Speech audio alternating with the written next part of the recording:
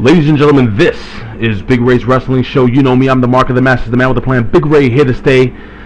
Back from vacation today. Ladies and gentlemen, it's been 2 weeks since I've actually seen a TNA wrestling show in its entirety, non-recorded. I am joined here by my good buddy, my Can-Am brother from up north, the great country of Canada, my good friend Andre Corbeil. Andre, what's going on, buddy? What's going on, Ray? How you doing, brother? Actually, I'm not doing too good. And the reason why I called you is, and I want you to hear me out. This morning, I actually got a tweet from, and his name is, I don't know if I'm going to say this correctly, but it's Steve Barme or Steve Barm, B-A-R-M-E. And his Twitter handle is @AgentOrange2009. He tweeted me this morning, and he basically said to me, and I'm going to actually look this up right now on my phone, because I was actually taken aback by the fact that TNA apparently is releasing everybody and their grandmother. Now, the person who they released today actually kind of shocked me, and that person is Matt Morgan. And I quote, this is @AgentOrange2009. Dude, Matt Morgan got cut. WTF. I can't actually say that here on Wrestling.com, but you know what that means. Now, I actually went onto Twitter, and TNA Impact, and I'm going to read this off to you real quick. Impact Wrestling has released Matt Morgan. We thank him for all his contributions. Wish him the best of his success in the future. And then I followed up today, and Matt Morgan actually also tweeted. He said, I'd like to truly thank TNA for my awesome experience there, along with granting me my release. And then he goes on and says, this is what was best for my career and family. Now, Eric Bischoff also tweeted today. He said that @BP Matt Morgan is talented, passionate performer, and an athlete who's going to be a success in whatever he pursues.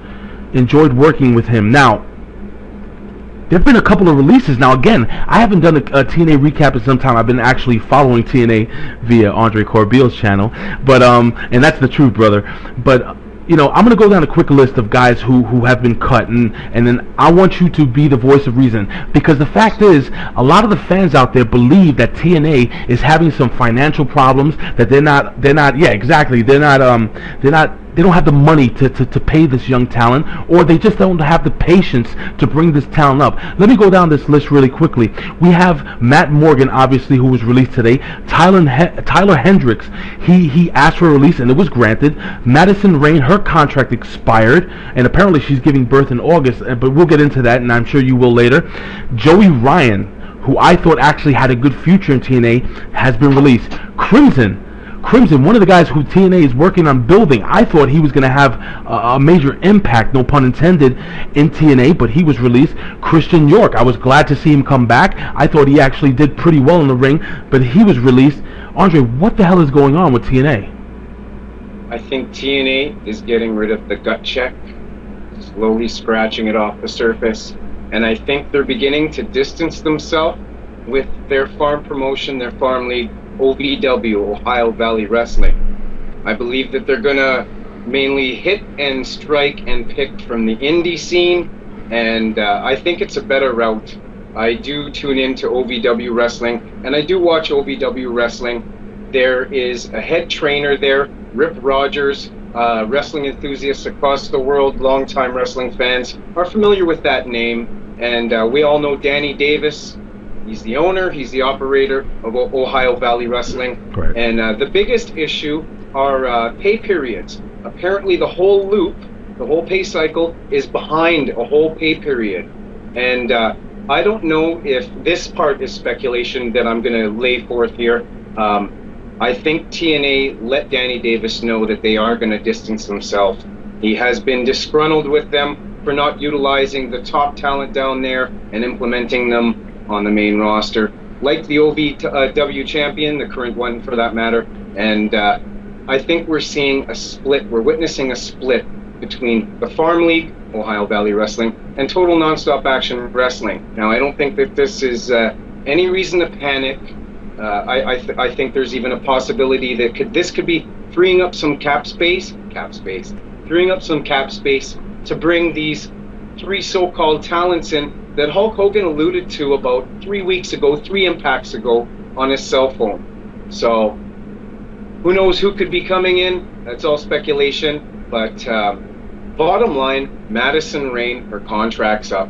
As you said, she's having a baby in August, and any newborn mother with a newborn baby and a husband are going to want to experience that first year with their infant before getting back to their careers, quote unquote. Right. He's in the military, she's on the road as a wrestler. Matt Morgan, I knew this was coming. He asked about a month ago to be released, and this was just a steamroll, a snowball growing until this morning, and bam, look at, like you said, all over Twitter, bam, bam, bam, trending worldwide. Taylor Hendricks also, she asked for a release as well. Right. Now, I don't know what her issue was, her deal was, but watching OVW like I have been watching, the how they've been using her down there wasn't very good. She had kind of been playing, teasing the lesbian role and using a girl by selling her possibility of getting together. Right. You know what I mean? Oh, I know. It was. They were using her pretty badly down there. Right. Thank God the Blossoms are still in play, and I see them coming up to TNA at some point. But I digress on that. Really quickly. So now, what about a talent? Like, what about the young talent? Like, we have Joey Ryan and Crimson. Now, Joey Ryan obviously has been in the indie circuit for a long time, but to me, let's say the casual wrestling fan, that's a casual TNA fan, I thought the guy's gimmick wasn't the best, but actually he was a decent in-ring performer, and I thought they could have made something out of it. Crimson, they were working on building this guy into some type of monster, and they just release him. So let's Christian York. I mean, we can get into that. I mean, my personal opinion, and again, all this is our personal opinion. This is what we believe, what we think is happening. And ladies and gentlemen, I want you guys to leave a comment below. I want you to hit the like button. I want you guys to let us know what your opinion is on what's going on in the state of TNA. I'm a huge fan of TNA. Andre Corbeil is a huge fan of TNA. We love the product, but a lot of fans again are very concerned. A lot of people were going nuts on Twitter today. So now we have Joey Ryan and Crimson. What's your opinion on these two young talents? Okay, Crimson is the only, as you said earlier, WTF portion of this whole unraveling, unveiling, releasing, or whatnot. He did put his time in OVW. He did improve mic skills in ring. Apparently, there was something going around that he has some sort of in-ring phobia, and that was one of the reasons why he was put down in OVW. But I'm unclear of pertaining to what that phobia is, or if it even exists for that matter. There's a lot of speculation, especially doing what we do, presenting news and breaking news and rumors and predictions and all precautions, all of this kind of stuff. Now a lot of people are panicking, thinking, oh my God, TNA's dying. The bottom line is, this isn't like the WWE, which is a publicly traded company, and people can find out what their earnings are. Right. And TNA is a privately run company, so nobody out there knows the books other than a small handful of people that work with Dixie Carter and Panda Energy for that matter. So anybody making claims or statements, I just want to say, whoa, Nelly. Whoa, Nelly. Well, this is TNA making a couple cuts. Mm-hmm. As I said, maybe they're bringing in those 3 superstars. Maybe they're high-end stars. Maybe they're putting some more money into an advertising deal. Let's face it, they probably would get about 3,000-4,000 more people in their venues if they advertised and spent a little bit more money, putting things on billboards, yada yada, and so forth. Well, we were talking off camera a little bit, and it's not just all the releases, but I actually went onto the Impact Wrestling website, and I noticed you had mentioned about 3 weeks ago that Abyss was going to take the title into the Abyss, and we weren't going to see it, and we haven't seen the title. But I went onto the Impact website, and I noticed that he is still listed as a champion, or as the television champion. What's your opinion on overall the company? Where do you think we're going with TNA right now? We're getting a revamp, so to speak. Trust me, the company's not in big trouble, and anybody that's jumping the gun and thinking this, come on. I cover lots of TNA, and I'm a passionate TNA fan. Don't you think I'd be panicking right now? I listen to common sense, and I give things time to progress. Yes, there's scary moments, bumps and bruises, growth spurts and hiccups within a company, a business that's growing. That's the natural progression of life. A roller coaster, loops up and down, twists and turns, and let's face it, TNA's come a long way in 11 years, and they're not in trouble. They're being smart. Trust me, there's something coming down the turnpike, fans, and it has nothing pertaining to do with financial struggles or anything like that. Well, go ahead. No, Andre. Wait, Ray. What's up, buddy? Before, you had mentioned you had mentioned Christian York. Yes, sir. Before, and I avoided answering. Mm-hmm. 3 months since this guy's even been on television, and hey, if you were working for my company and I hadn't utilized you in 3 months, I'm sorry. I love you, brother, but you'd be, you know. And good looking out for remembering that, hey, I actually was the first one on YouTube here that claimed that the possibility of the television title being scrapped via that segment. So yes, thanks for remembering and looking out, brother. Well, absolutely, and again, we have not seen that title defended or on television in almost a month.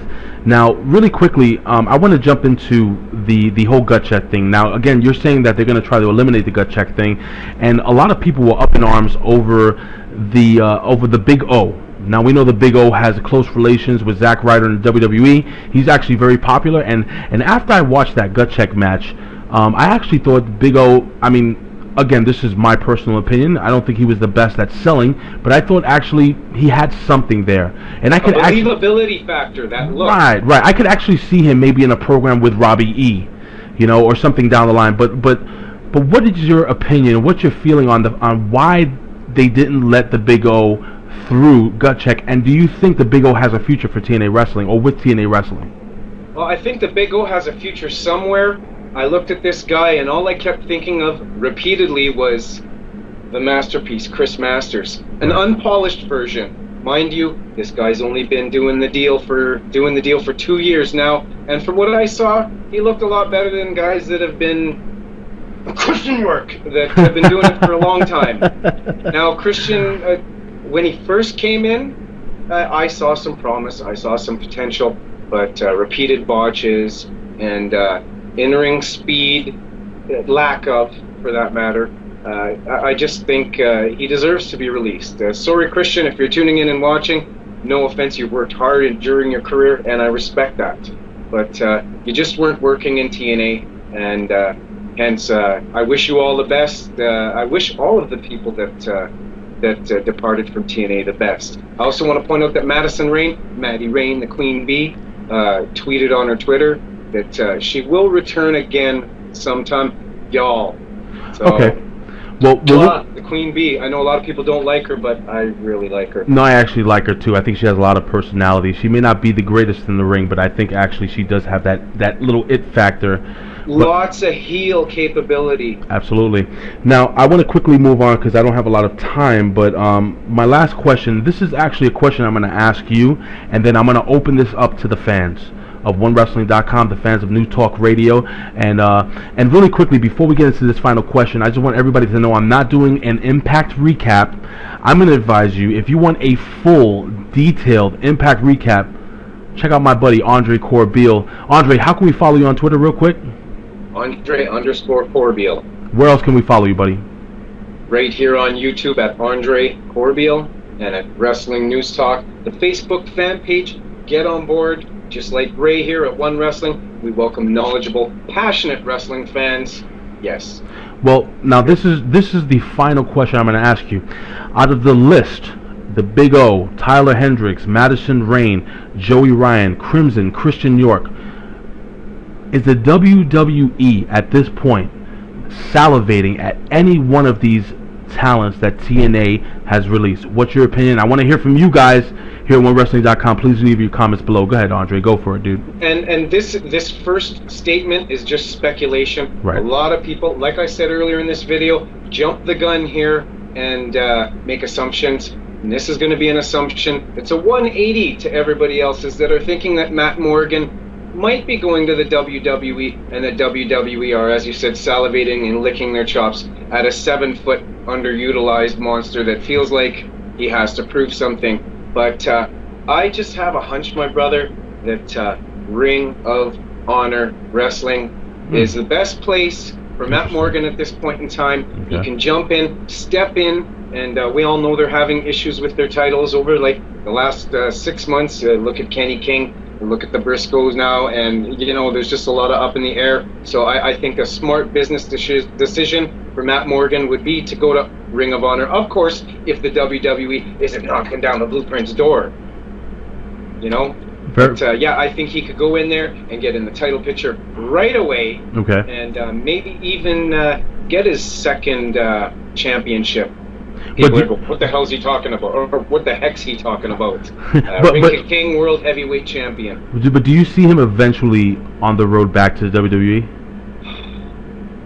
Well, TNA's road schedule, work schedule, is a lot more toned down than World Wrestling Entertainment's. And my issue with Matt Morgan, albeit I've always liked him, I've always respected him, and I've always seen the potential. I'm kind of disappointed that he asked for his outright release and got it, but my issue with him, my single issue, was lazy streaks.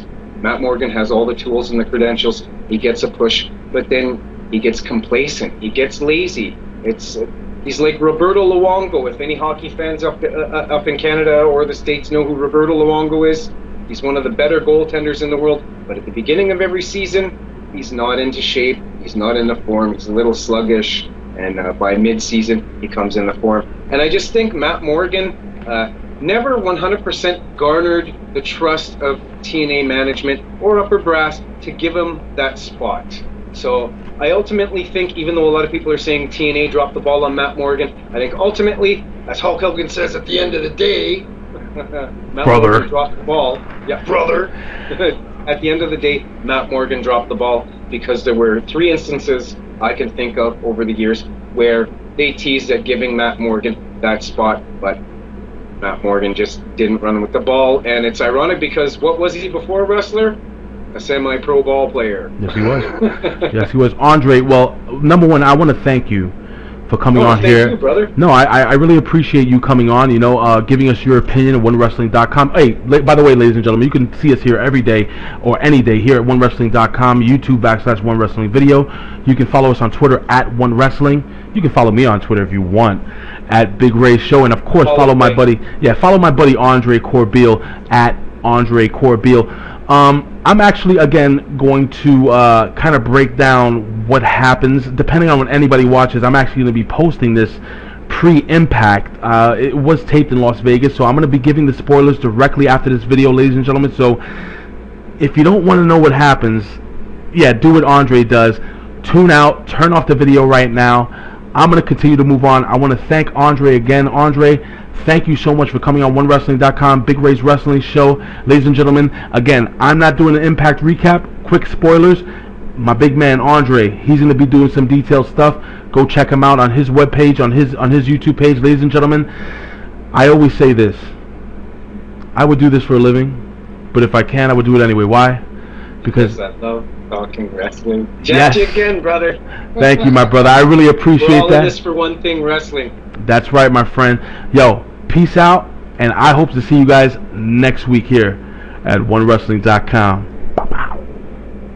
Ladies and gentlemen, that was our opinion on the state of TNA Wrestling. Ladies and gentlemen, what is your opinion? Please leave a comment here below at OneWrestling.com or YouTube/OneWrestling Video. Now we're going to quickly jump into a quick TNA recap. If you want an in-depth recap, ladies and gentlemen, for TNA Wrestling, again, I'm going to be starting my in-depth TNA Wrestling recaps next week.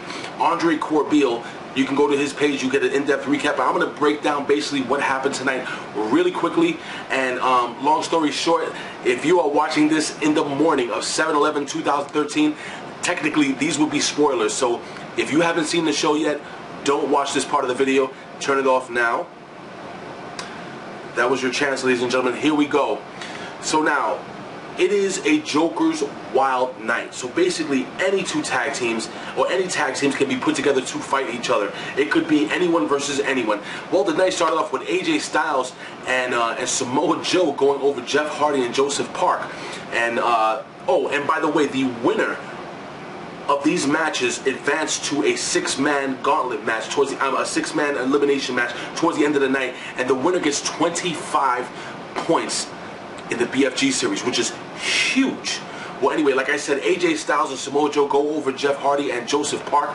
We have Magnus tag team with Mr. Anderson of the Aces and Eights, and they actually go over Hernandez and Jay Bradley. From what I understand, Magnus did most, if not all, the work with a schoolboy roll up on Hernandez. But anyway, we move on. Aces and Eights came out, they cut a promo, so on and so forth, and they're confronted by the Main Event Mafia. Now, the Main Event Mafia challenged them to a fight. Aces and Eights don't want to have anything to do with them.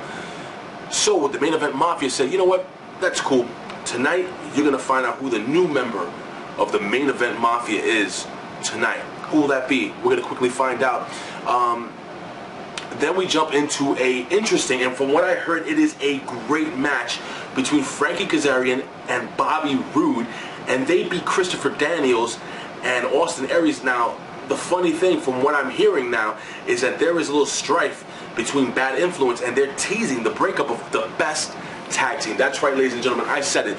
The best tag team in wrestling today. So that's going to be pretty interesting. We move on, and from what I'm hearing, Mickie James actually cut a nice little promo. Gail Kim came out, and she actually fought Taryn Terrell in a ladder match, and what I'm hearing is a pay-per-view caliber match. Ladies and gentlemen, if you don't, even if you know, even if this match has been spoiled for you, from what I'm hearing, this is going to be an awesome match to determine the #1 contendership for the TNA Knockouts title. And well, Gail Kim actually goes over. Now, at the end of the night, all those wrestlers, the 6 wrestlers, actually advanced to that final match, and the match was about 15 minutes long. Apparently, it was a fantastic match. The last 2 guys in the ring, Magnus, ladies and gentlemen, Magnus pins former TNA heavyweight champion Bobby Roode and gets 25 ginormous points for the BFG series. Now we move on to the final segment of the night, where Hulk Hogan really puts over the X Division champion and Chris Sabin, and he tells Bully Ray, basically, at Destination X, you're gonna have to face this guy. Well, Aces and they say, all right, we'll face him, but we're not gonna let him win. Basically, we're gonna screw everything up.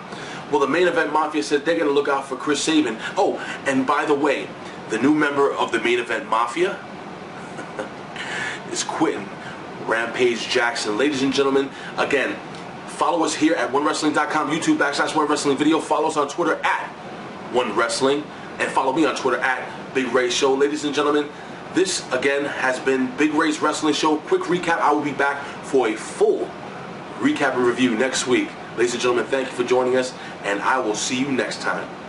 Peace.